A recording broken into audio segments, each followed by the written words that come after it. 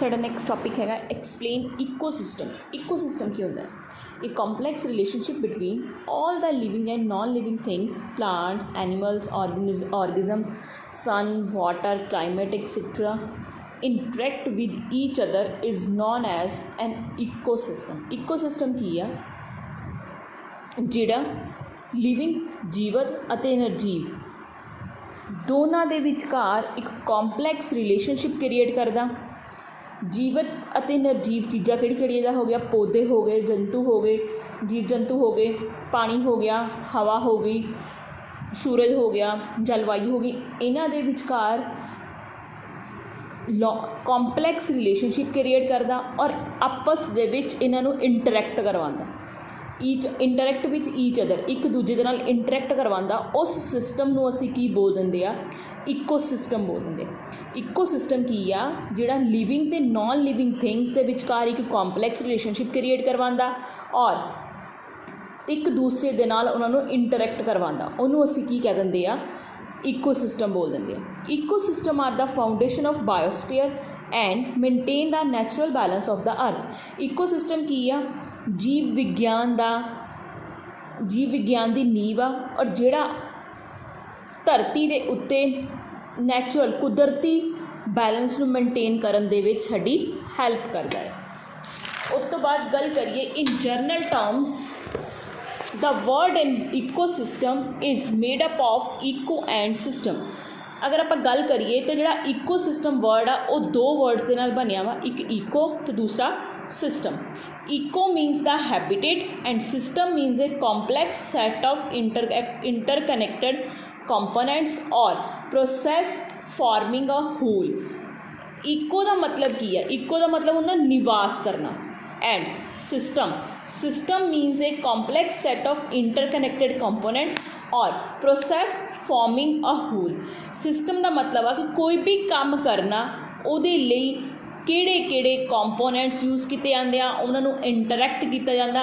एक कह लो कि एक फॉर्म ऑफ प्रोसैस, किसी भी काम नूं करन दे लई किहड़ा प्रोसैस का फॉर्म यूज़ किया जाता, उन्होंने असीं की बोल दिंदे आ, सिस्टम बोल दिंदे आ। The word system also indicate a functional property and hence an ecosystem is considered as a functional unit of nature.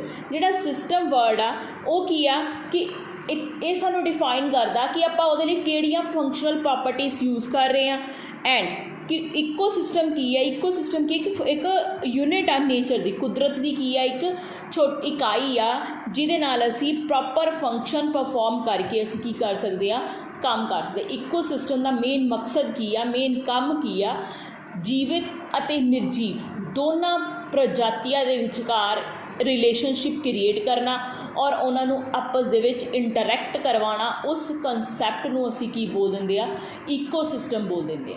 ठीक है, नैक्सट हैगा साडा फंक्शनस ऑफ इकोसिस्टम कि इकोसिस्टम के फंक्शनस किहड़े कि इकोसिस्टम किद्दां वर्क करदा। फर्स्ट पॉइंट हैगा साडा it regulates the essential ecologically process, support life system and render stability. Ecosystem की आ एक जरूरी वातावरण प्रक्रिया नूं निरंतर रखदा वा, नियंत्रित मतलब कंट्रोल रखदा वा, जीवन प्रणालियां का समर्थन करदा वा और स्थिरता नूं प्रदान करदा। स्टेबिलिटी मतलब कि एक चीज़ नूं स्थिर रखण दे विच साडी हैल्प करदा। कि इकोसिस्टम की आ जो भी वातावरण दे विच प्रोसैसिंग हो रही आ, इकोलॉजिकली प्रक्रियावां हो रही उन्हां नूं कंट्रोल च रखना और लाइफ सिस्टम नूं सैट करना, लाइफ स्टाइल जो लाइफ सिस्टम नूं सैट करना और एक स्थिरता प्रदान करना। स्थिरता मतलब कि उस चीज़ नूं एक स्थिरता देना, एक कह लो कंट्रोल प्रोवाइड करन दी कैपेबिलिटी किहदे विच हुंदी आ, इकोसिस्टम दे विच हुंदी आ। सैकेंड पॉइंट हैगा it is also responsible for the cycling of nutrient between biotic and abiotic component. Second point की आ बायोटिक ते अबायोटिक दोनों के विचकार पौष्टिक तत्तां की साइकलिंग के लिए भी जिम्मेवार कौन हुंदा वा, इकोसिस्टम हुंदा। बायोटिक किहड़े हुंदे आ, बायोटिक लिविंग ते नॉन लिविंग। बायोटिक और बायोटिक जिहड़े लिविंग ते नॉन लिविंग प्रजातियां होंदियां कंपोनेंट्स होंदे आ, उन्हां दे विचकार जिहड़े न्यूट्रिशन पौष्टिक तत्त होंदे आ उन्हां दी साइकलिंग दे लई भी ਇਕੋਸਿਸਟਮ ਕੀ ਆ ਜ਼ਿੰਮੇਵਾਰ ਹੁੰਦਾ ਹੈ। It maintains a balance among the various trophic levels in the ecosystem. ਇਹ ਵਾਤਾਵਰਨ ਪ੍ਰਣਾਲੀ ਦੇ ਵੱਖ ਵੱਖ ਟ੍ਰੋਪਿਕ ਲੈਵਲਸ ਵਿੱਚ ਸੰਤੁਲਨ ਬਣਾਉਣ ਦੇ ਵਿੱਚ ਵੀ ਹੈਲਪ ਕਰਦਾ ਹੈ। ਇਕੋਸਿਸਟਮ ਕੀ ਆ ਕਿ ਜੋ ਵੀ ਵਾਤਾਵਰਨ ਦੇ ਵਿੱਚ ਜੋ ਵੀ ਲੈਵਲਸ ਹੈਗੇ ਆ, ਜਿੱਦਾਂ ਕਹਿ ਲਓ ਕਿ ਜੋ ਕਿਸੇ ਵੀ ਅਗਰ ਪ੍ਰਜਾਤੀ ਨੂੰ ਜੀਵ ਜਾਂ ਨਿਰਜੀਵ ਨੂੰ ਭੋਜਨ ਮਿਲਦਾ, ਉਹਦੇ ਲਈ ਕਿਹੜੇ ਕਿਹੜੇ ਲੈਵਲ ਯੂਜ਼ ਕੀਤੇ ਜਾਂਦੇ ਆ, ਉਹਨਾਂ ਸਾਰਿਆਂ ਦੇ ਵਿਚਕਾਰ ਵੀ ਬੈਲੈਂਸ ਬਣਾਉਣ ਦੇ ਲਈ, ਸੰਤੁਲਨ ਬਣਾਉਣ ਦੇ ਵਿੱਚ ਇਕੋਸਿਸਟਮ ਕੀ ਹੈ ਸਾਡੀ ਹੈਲਪ ਕਰਦਾ ਹੈ। ਨੈਕਸਟ ਹੈਗਾ ਸਾਡਾ it cycle the minerals through the biosphere. ਇਹ ਜੀਵ ਵਿਗਿਆਨ ਦੁਆਰਾ ਖਣਿਜਾਂ ਦਾ, ਮਿਨਰਲਸ ਦਾ ਵੀ ਚੱਕਰ ਲਗਾਉਣ ਦੇ ਵਿੱਚ ਸਾਡੀ ਸਾਈਕਲਿੰਗ ਕਰਨ ਦੇ ਵਿੱਚ ਵੀ ਹੈਲਪ ਕਰਦਾ। ਇਕੋਸਿਸਟਮ ਕੀ ਆ, ਜੇਕਰ ਜੀਵ ਵਿਗਿਆਨ ਆ ਜਿਹਦੇ ਵਿੱਚ ਜੀਵ ਜੰਤੂ ਰਹਿੰਦੇ ਆ, ਉਹਦੇ ਵਿਚਕਾਰ ਖਣਿਜ ਮਿਨਰਲਸ ਦਾ ਚੱਕਰ ਲਗਾਉਣ ਦੇ ਵਿੱਚ ਵੀ, ਸਾਈਕਲਿੰਗ ਕਰਨ ਦੇ ਵਿੱਚ ਵੀ ਇਕੋਸਿਸਟਮ ਕੀ ਆ ਹੈਲਪ ਕਰਦਾ ਹੈ।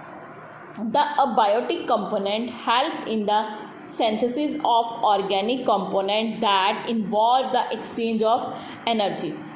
ਅਬਾਇਓਟਿਕ ਕੰਪੋਨੈਂਟਸ ਹੈਗੇ ਜਿਹੜੇ, ਉਹਨਾਂ ਦੇ ਵਿਚਕਾਰ ਅਗਰ ਸੰਸਲੇਸ਼ਨਸ ਹੁੰਦਾ, ਸੰਸਲੇਸ਼ਨ ਲਾਈਕ ਉਹ ਕਿਤੋਂ ਊਰਜਾ ਲੈਂਦੇ ਆ ਜਾਂ ਕਿੱਦਾਂ ਆਕਸੀਜਨ ਛੱਡਦੇ ਆ, ਉਹ ਜਿਹੜਾ ਸੰਸਲੇਸ਼ਨ ਹੁੰਦਾ ਉਹਨਾਂ ਦੇ ਵਿੱਚ ਵੀ ਹੈਲਪ ਕਰਨ ਦੇ ਲਈ ਵੀ ਇਕੋਸਿਸਟਮ ਕੀ ਆ ਜ਼ਿੰਮੇਵਾਰ ਆ।